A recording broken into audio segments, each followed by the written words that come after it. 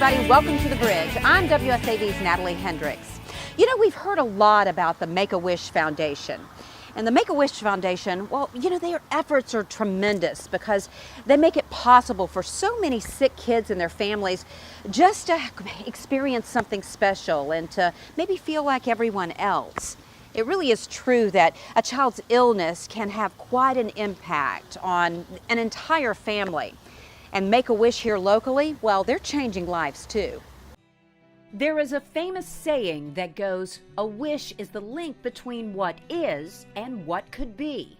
And the folks at Make-A-Wish Georgia live by that sentiment. Make-A-Wish grants wishes for children with critical illnesses. Most people have heard of Make-A-Wish and to some extent know something about the work that we do.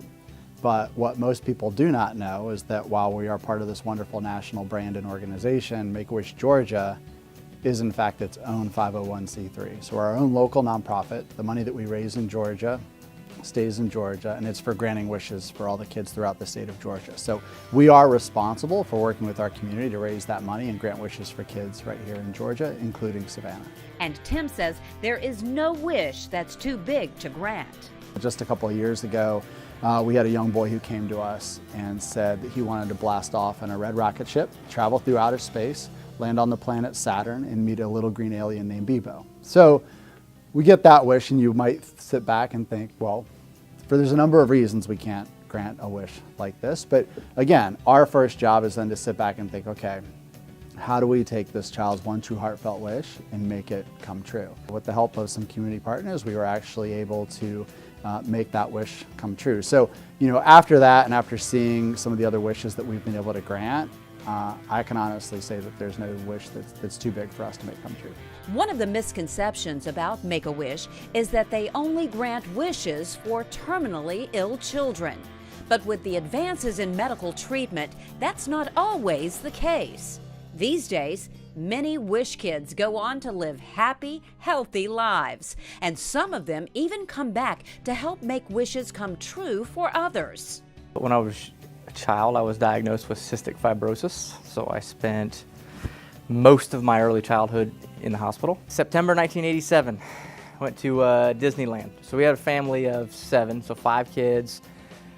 For the most part, it was one income. My father was a mechanic, never had a lot of money, so 7 kids, or 5 kids, family of 7, you don't really get to do a lot.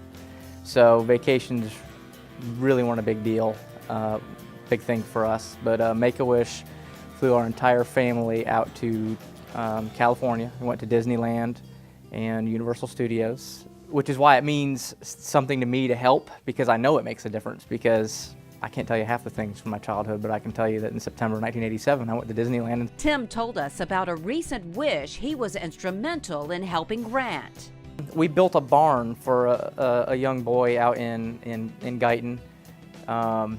He wanted to get some more animals, some goats actually. For lack of a better term, we did like an Amish barn raising. You know, reached out to the community, and that was the other neat thing about it, is not only did we build this barn, we increased the exposure for Make-A-Wish quite a bit. We got a lot of people from the community out there on rainy, wet, cold days in early December, and built a barn from the ground up. Jack Sanders is a wish kid. He has a congenital heart condition that limits what he can do. But that didn't stop him from choosing the wish of a lifetime. Well, ever since I was little, I wanted to go in the service, and when I was in middle school, I found the pararescue and thought that was amazing and something I wanted to do. And when I turned 17, I started talking to recruiters and faced the hard reality that I could not enlist or become an officer or do anything with the service due to my heart condition. So we went down there, and I just wanted to kind of meet with the pararescue and train with them, kind of hang out, see what they do. I tried my hardest to let me jump out of a plane, but it didn't happen. But we got to be right there, hands-on on the boat, and do a lot of other things. But as with anything of this magnitude, Make-A-Wish can't grant these amazing wishes alone. I always tell people that with all of these amazing wishes that we grant, there is one secret magic ingredient in every one of them, and that is community. That element of community is how we're able to do everything that we do. And that's how we take all of these wishes, and that's how we take them and move them up to the next level. So we'll have a lot of people that will reach out and they'll want to donate time, labor, places, homes and such.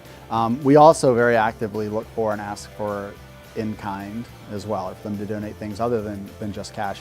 Airline miles, for example, we always need airline miles. The largest cost that we incur for our wishes is that air travel expense. And so to any extent that we can offset that with airline miles is a real game changer. The Make-A-Wish Foundation, such tremendous effort. You know, Run for Wishes is actually coming up quickly. It's going to take place on May 10th. And now to register or for more information, just go to their website. All you have to do is go to georgia.wish.org. Again, that's georgia.wish.org. And keep in mind, if you can't run and just want to make a donation, well, you can do that too, right there on their website.